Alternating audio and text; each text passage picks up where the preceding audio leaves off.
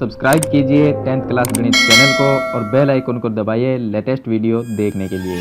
Hello friends, चलिए आज हम शुरू करते हैं उदाहरण नंबर 12 जो कि चैप्टर 4 का है, जिसका नाम है द्विघात समीकरण। और हमें ये एक्सरसाइज 4.3 से पहले दिया गया है। तो पीछे वाली वीडियो में मैंने आपको उदाहरण नंबर 11 तक कंप्लीट बता दिए हैं। अगर वो वीडियो आपको देखनी है तो इस वीडियो की डिस्क्रिप्शन में मैंने प्लेलिस्ट का लिंक दिया है, वहां पर आप चैप्टर नंबर 4 के सभी वीडियो देख सकते हैं। तो चलिए हम शुरू करते हैं उदाहरण नंबर 12।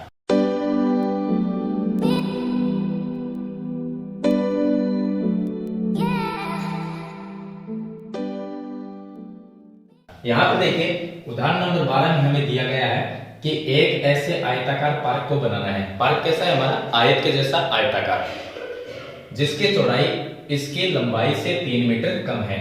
तो कौन कम है? देखिए इसने लिखा है कि जिसकी चौड़ाई इसकी लंबाई से 3 मीटर कम है। जो आयताकार पार्क है उसकी जो चौड़ाई है वो लंबाई से 3 मीटर कम है। आगे इसने लिखा है इसका क्षेत्रफल पहले से निर्मित समद्विबाहु त्रिभुजाकार पार्क जिसका आधार आयताकार पार्क की चौड़ाई के बराबर है। इसका मतलब यह है कि जो ऊपर समद्विबाहु त्रिभुज बना हुआ है इसका जो आधार है, अब आधार ये है, इस त्रिभुज का आधार नीचे वाला है, तो इसका जो आधार है उसकी जो लंबाई है यानी जो आधार है वो किसके बराबर है? ये जो आयत बना हुआ है नीचे इसकी चौड़ाई के बराबर है।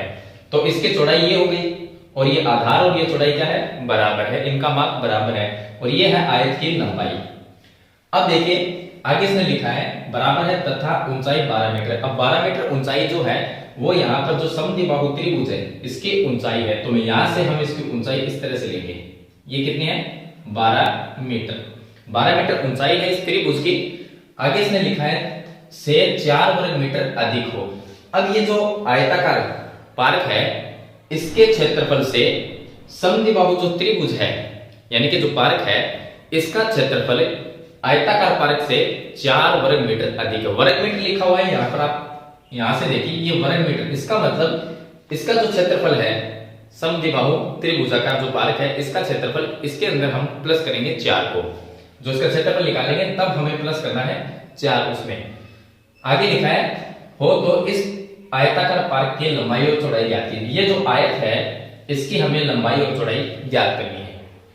तो देखिए हम पहले इसकी लंबाई और चौड़ाई क्या है उसको मान लेते हैं। तो इसने लिखा है सबसे पहले देखिए यहां से जिसकी चौड़ाई इसकी लंबाई से 3 मीटर कम है। अब आयत है तो आयत की चौड़ाई क्या है? लंबाई से 3 मीटर कम है। तो पहले हम लंबाई को ही x मान लेंगे। तो यहां पर चलिए इसके आंसर में देखिए हम लिखेंगे कि माना आयताकार पार्क की लंबाई, आयताकार जो पार्क है उसकी लंबाई हम मान लेते हैं x मीटर है।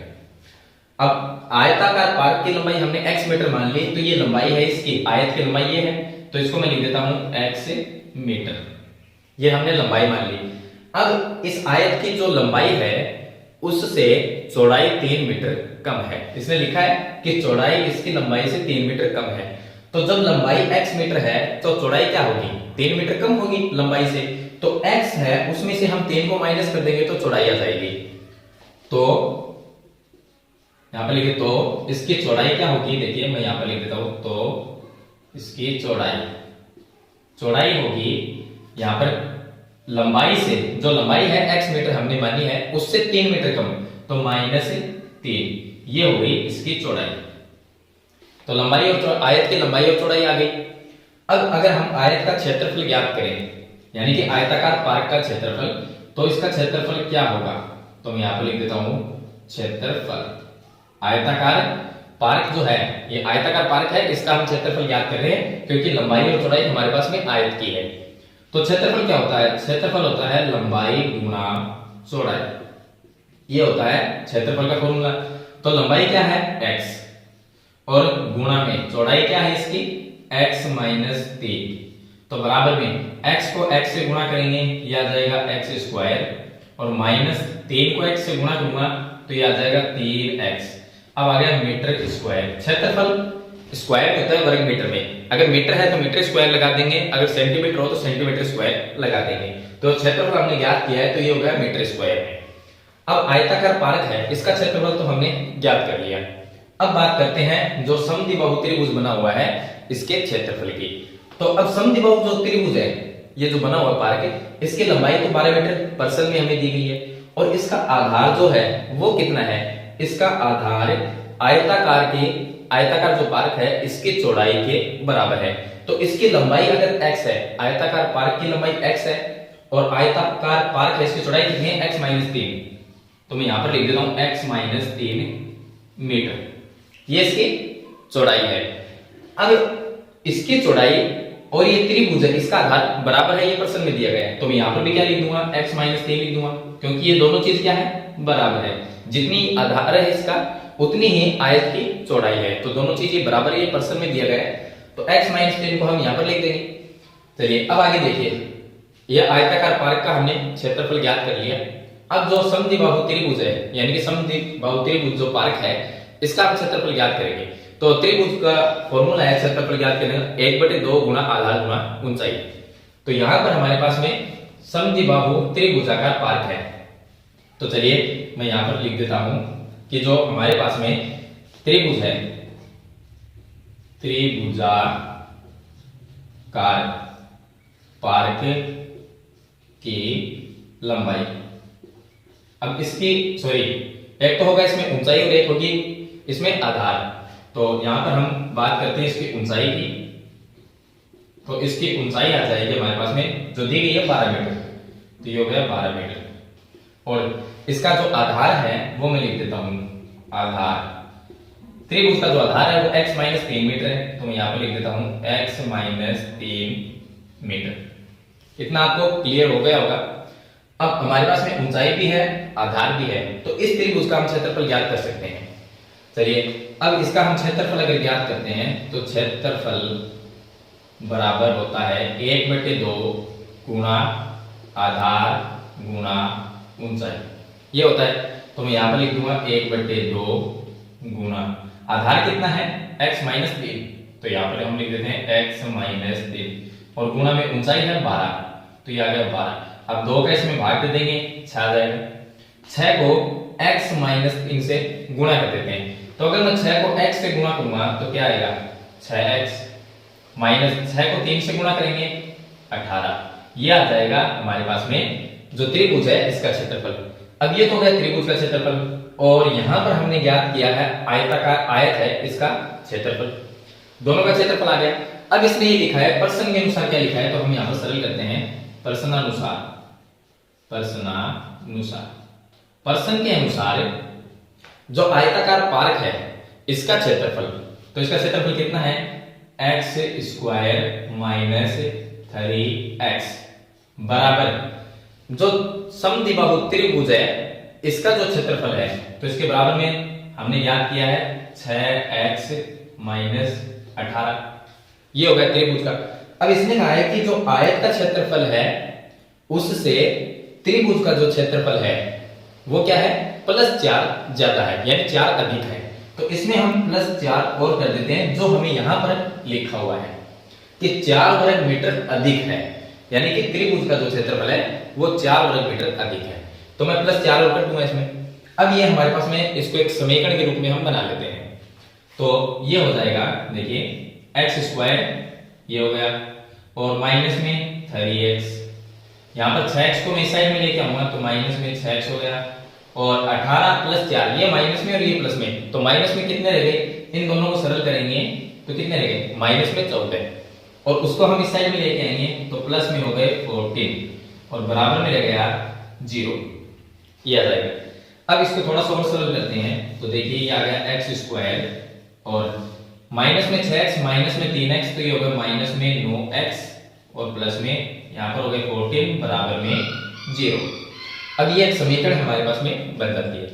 अब इस समीकरण को आप या तो आप इसको पूर्ण वर्ग विधि से सरल कर लीजिए, या इसे आप इसके बीच वाली जो संख्या है उसके 2 टुकड़े कर लीजिए और वैसे सरल कर सकते हैं, या इसको आप सीधे आचार्य जो फॉर्मूला है जो द्विघाती सूत्र वहां से आप इसको सरल कर लीजिए।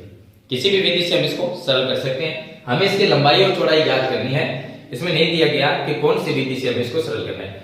तो तो इसको हम द्विघाती सूत्र से सरल कर लेते हैं। अगर आप इसको सरल करते हैं, यहाँ पर इस संख्या के टुकड़े करेंगे, उसके बाद में यानी गुणनखंड विधि से अगर इसको सरल करेंगे तो भी आप कर सकते हैं, पूर्ण वर्ग विधि से कर सकते हैं और द्विघाती सूत्र से भी इसको कर सकते हैं।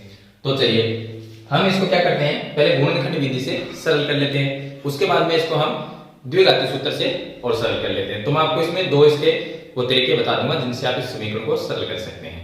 तो आगे देखिए, यहाँ पर जो समीकरण है अगर इसको हम सरल करते हैं गुणनखंड विधि से, तो यहाँ पर देखिए, यहाँ पर है हमारे पास में 14 और यहाँ पर है 9, गुणा करने पर हमारे पास में 14 आनी चाहिए, और अगर हम यहाँ पर प्लस का चिन्ह है, अगर हम जोड़ते हैं तो 9 आनी चाहिए। दो ऐसी संख्या जिनको गुणा किया जाए तो हमारे पास में 14 आनी चाहिए, और उनको जोड़ दिया जाए तो 9 आनी चाहिए। ऐसे दो संख्या कौन सी है, तो एक तो हो जाएगी 7 और दूसरी हो जाएगी 2। अगर मैं दोनों को गुणा करता हूं तो 14 आएंगे, और दोनों को अगर जोड़ देते हैं तो 9 आते हैं। अब 9 आनी चाहिए माइनस में, इसका मतलब दोनों संख्या में माइनस में लेनी पड़ेगी। अगर आप ऐसा ना करना चाहो तो आप 7 और 2 लीजिए, 7 और 2, और 9 की जगह रख दीजिए। आपको पता है कि जोड़ने पर 9 आना चाहिए, यानी दोनों संख्या को अगर जोड़ते हैं तो 9 आने चाहिए। तो दोनों को जोड़ेंगे तो 9 आएंगे, दोनों को गुणा करते हैं तो 14 आएंगे। चलिए ये दोनों वो संख्या हो गई। अब देखिए ये वो संख्या हो गई, तो मैं इसको सरल कर देता हूं। ये हो गया x² माइनस में, अब जो 9 है उसकी जगह हम रखेंगे 7 प्लस 2 को, क्योंकि 9 की जगह तो हमें ये संख्या काम में लेनी है, तो मैं 7 प्लस 2 रख देता हूं। ब्रैकेट में रखेंगे 7 प्लस 2, और 9 के पास में जो x है उसको मैं यहां पर लिख देता हूं, और आगे हमारे पास में ये है 14 बराबर में 0। ये हो गया। चलिए थोड़ा सा सरल कर लेंगे तो ये आ जाएगा x² माइनस, देखिए ये 7 को मैं x से गुणा कर दूंगा तो कितना होगा, 7x होगा, और प्लस 2 को भी x से गुणा कर दूंगा तो कितना होगा, 2x हो जाएगा, प्लस में यहाँ पर 14 और बराबर में 0। आपको 7 2 को आपको जोड़ना नहीं है, अगर आप जोड़ देंगे तो वापस 9 आ जाएंगे। हमने तो 9 के टुकड़े किए हैं 2। तो यहाँ पर देखिए, अब ये बाहर माइनस का चिन्ह, ब्रैकेट को हटाएंगे तो अंदर वाली जो संख्या है वो माइनस के साथ में गुणा होगी, तो क्या होगा, x² और माइनस अपनी जगह ये 7x आ जाएगा। अब जो अंदर वाला प्लस का चिन्ह है वो भी माइनस का हो जाएगा, क्योंकि बाहर माइनस का चिन्ह है, तो ये भी कितना आ जाएगा, 2x और प्लस में 14 बराबर में 0, ये आ जाएगा।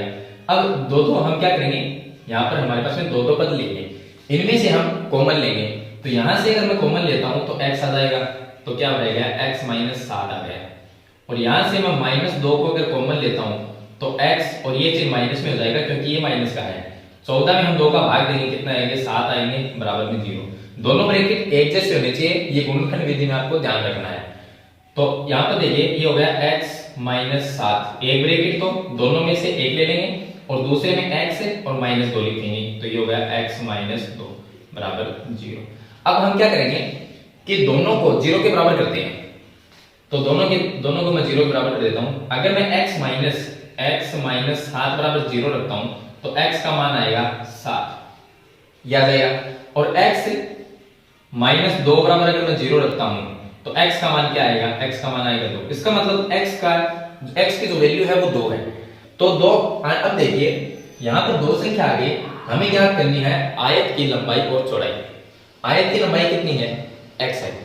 अगर मैं यहां पर x की जगह अगर मैं 7 रखता हूं तो आयत की लंबाई होगी 7, तो इसकी चौड़ाई कितनी होगी, चौड़ाई इसकी क्या होगी, x माइनस 3, यानी कि 7 माइनस 3 कितनी होगी, 4, ये हो जाएगी। अगर लंबाई 7 है तो चौड़ाई कितनी है, x माइनस x की जगह मैंने 7 रखा और -3 किया, तो 7 माइनस 3 कितना है, 14, यानी लंबाई 7 है तो चौड़ाई कितनी होगी, 4 होगी। अगर मैं 2 रखता हूं, अगर मैंने 2 रखा, मान लीजिए कि मैं x की जगह, यहां पर x है, लंबाई हमने x मानी थी, x की जगह अगर मैं 2 रखता हूं कि इसकी लंबाई अगर 2 मीटर है तो यहां पर चौड़ाई कितनी होगी, तो देखिए आप चौड़ाई कितनी होगी, x की जगह मैं 2 रखता हूं, -3 करता हूं तो -1। अब माइनस में तो हम लंबाई और चौड़ाई ले नहीं सकते, तो इसका मतलब इस संख्या को नहीं लेंगे, ये x का मान नहीं लेंगे, हमें x का मान लेना है 7, तो हम 7 रखेंगे, तो इसकी लंबाई और चौड़ाई कितनी आ जाएगी, यहाँ पर देखिए x का मान हम 7 लेंगे, तो यहाँ पर मैं x की जगह 7 रख देता हूँ, तो 7 मीटर लंबाई होगी, और इसकी जो चौड़ाई है वो क्या होगी, 7 माइनस 3 बराबर 4 मीटर, ये इसकी चौड़ाई आ जाएगी। और क्षेत्रफल ज्ञात करना चाहो तो वो कर सकते हो आप। क्षेत्रफल है, देखिए यहाँ पर लंबाई गुना चौड़ाई, तो 7 चौक कितने हो गए 28 हो गए, लंबाई और चौड़ाई को गुना करते हैं 28 इसका क्षेत्रफल आ जाएगा। चलिए ये हमने गुणनखंड विधि से इसको सरल किया है। अब इसको हम द्विघाती फॉर्मूले से भी सरल करते हैं। तो अब देखिए यहाँ पर हम इसको द्विघाती फॉर्मूले से सरल करेंगे तो पहले एबीसी का मान ज्ञात करेंगे। तो यहाँ पर ये जो समीकरण है इसमें से हम एबीसी का मान ज्ञात करेंगे। ए का मान कितना है, तो आप देखिए ए बराबर कितना आएगा, एक्स स्क्वायर के पास में क्या है, कोई भी संख्या नहीं है तो हम 1 मान लेंगे। और बी का मान एक्स के पास में माइनस में 9 है तो वो आ गया बी का मान। और सी का जो मान है वो यहाँ पर प्लस में 14 आ गया, तो यहाँ पर मैं लिख रहा हूँ 14। अब जो द्विघाती फॉर्मूला होता है x बराबर minus b plus minus under root b square minus 4ac और इसके बट्टे में लिख देंगे 2a। अब इसमें मैं मान रख देता हूँ, माइनस की जगह माइनस आ गया, b का मान कितना है -9 तो ये प्लस बन जाएगा क्योंकि गुणा होगा, ये भी माइनस की संख्या, माइनस पहले से भी फॉर्मूले में तो ये प्लस बन गया। और आगे आता है plus minus under root b square, तो b का मान कितना है -9 का मैं स्क्वायर करता हूं तो प्लस में 81 और माइनस यहां पर आ गया 4 इंटू a का मान यहां पर 1 है तो मैं 1 लिख देता हूं और इंटू में c का मान यहां पर 14 है वो लिख देता हूं और इसके बट्टे में 2 गुना a का मान 1 है वो लिख देता हूं। चलिए आगे सरल कर लेते हैं। तो x बराबर यहां पर देखिए प्लस में 9, उसके बाद में प्लस माइनस अंडर रूट, अब अंडर रूट में जो संख्या उसको मैं सरल कर देता हूं तो ये है हमारे पास में 81, तो ये हो गया 81 माइनस 14 को हम 4 से गुणा कर लेंगे तो ये आ जाएंगे 56 और 1 से गुणा करेंगे तो 56 ही होगा, ये आ गया 56। अब देखिए माइनस में कितना रहेगा, तो यहाँ पर 11 ये आ गया 5 और यहाँ पर आ गया 2 यानी 25 रह जाएगा, तो अंडर रूट में क्या आ जाएगा 25। अंडर रूट में हमारे पास में 25 आ गया और बट्टे में इसके 2 गुना 1 2। आगे सरल कर लेते हैं, यहाँ पर 25 का रूट निकाल सकते हैं 5 आ जाएगा, तो मैं यहाँ पर लिख देता हूँ 9 प्लस माइनस और इसका अंडर रूट आ गया 5 और बट्टे में इसके 2। इस संख्या को मैं एक बार प्लस में लिखता हूँ एक बार माइनस में लिखते हैं। चलिए अगर मैं यहाँ पर x बराबर 9 प्लस 5 बटे 2 लिखता हूँ, 9 प्लस 5 बटे 2 लिखता हूँ तो कितना आया, x बराबर यहाँ पर 14 बटे 2, तो कितना है x का मान 7। अगर इसी संख्या को एक बार माइनस में लेते हैं 9 माइनस 5 बटे 2 लेते हैं तो कितना आएगा, देखिए 9 माइनस 5 करेंगे तो यह आएगा 4 बटे 2, तो x का मान कितना आया 2। x बराबर x के 2 मान आ गए, 7 भी आ गया और 2 भी आ गया। अगर हम दोनों मान को रख के देखते हैं, अगर इसकी लंबाई को हम 7 लिखते हैं, लंबाई कितनी इसकी 7, तो चौड़ाई कितनी होगी, यहाँ पर 7 लिखूंगा -3 करूंगा तो कितना आएगा 4 मीटर। लंबाई अगर 7 मीटर है तो चौड़ाई इसकी 4 मीटर है और दोनों का क्षेत्रफल 7 को 4 से गुणा कर देंगे 28 हो गया। अगर हम x का मान 2 रखते हैं, यहाँ पर अगर मैं 2 रख देता हूँ, x ये x है, लंबाई यानी x है, तो x का मान हमने 2 रख दिया तो 2 मीटर इसकी लंबाई हो गई, तो इसकी चौड़ाई कितनी होगी, देखिए ये 2 माइनस 3 करेंगे तो माइनस में एक तो चौड़ाई हो नहीं सकती, तो इसलिए हम 2 नहीं लेंगे, इसका जो 2 मान है x का वो नहीं लेंगे, हमें इसका 7 जो x बराबर 7 है उसको लिखेंगे, यानी कि यहाँ पर लंबाई है 7 मीटर और 7 माइनस 3 करेंगे तो चौड़ाई आ जाएगी 4 मीटर। दोनों का क्षेत्रफल ज्ञात करेंगे तो 7 चौक कितना हो गया 28 मीटर स्क्वायर, ये आ गया पार्क का क्षेत्रफल। तो इस तरीके से हम इस क्वेश्चन को सरल करेंगे। मैंने आपको दोनों तरीके बताए हैं, जो यहाँ पर समीकरण थे उसको हम द्विघाती फॉर्मूले से भी सरल कर सकते हैं और गुणनखंड विधि से भी इसको सरल कर सकते हैं, तो मैंने इसमें दोनों तरीकों आपको बता दिए हैं। तो यह था इसका उदाहरण नंबर 12। फिर भी आपका कोई सवाल हो तो मुझे कमेंट में जरूर लिखिए। अगर वीडियो अच्छी लगे तो लाइक और शेयर जरूर कर देना, चैनल पे नए हैं तो सब्सक्राइब करना। मिलते हैं एक नई वीडियो में, तब तक के लिए थैंक यू।